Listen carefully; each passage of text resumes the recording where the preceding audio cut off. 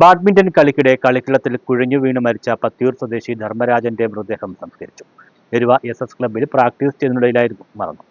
ധർമ്മരാജൻ ഞങ്ങളുടെ ക്ലബിൻ്റെ അതീവ ഒരു ദുഃഖത്തിലാക്കി, ഞങ്ങളെല്ലാം ദുഃഖത്തിലാക്കിക്കൊണ്ടാണ് പോയിരിക്കുന്നത്.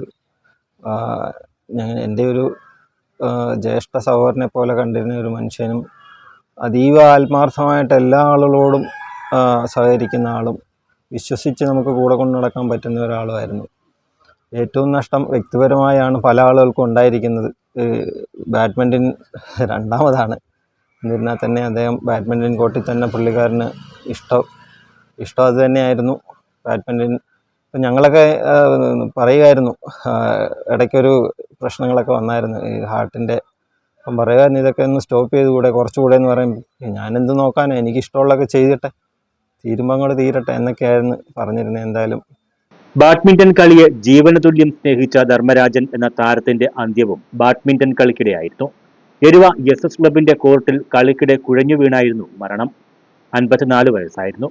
2017 എസ് ക്ലബ്ബ് രൂപീകൃതമായതു മുതൽ അതിന്റെ പ്രവർത്തനങ്ങൾ ഏറ്റെടുത്ത് സംസ്ഥാനത്തെ മികച്ച ക്ലബ്ബുകളിൽ ഒന്നാക്കി മാറ്റുന്നതിൽ ധർമ്മരാജൻ വഹിച്ച പങ്ക് ഏറെയായിരുന്നു.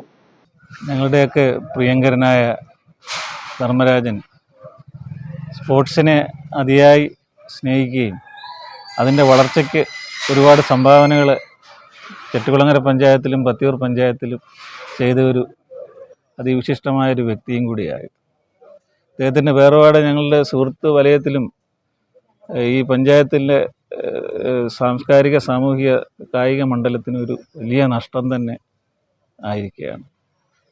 സ്പോർട്സിനെ, പ്രത്യേകിച്ച് ബാഡ്മിൻ്റനെ ഇത്രയേറെ സ്നേഹിച്ച അദ്ദേഹത്തിൻ്റെ ഇഷ്ടവിനോദമായ ബാഡ്മിൻ്റൺ കോർട്ടിൽ വെച്ച് തന്നെ വിയോഗം സംഭവിച്ചത് അദ്ദേഹം ആഗ്രഹിച്ചിരുന്ന ഒരു വിയോഗം തന്നെയായിരുന്നു. ബാഡ്മിന്റൺ കളിയെ സ്നേഹിച്ച് അതിന്റെ പരിശീലനത്തിനിടെ ജീവൻ വെടിഞ്ഞ ധർമ്മരാജന്റെ മൃതദേഹം വൻ ജനാവലിയുടെ സാന്നിധ്യത്തിൽ വീട്ടുവളപ്പിൽ സംസ്കരിച്ചു.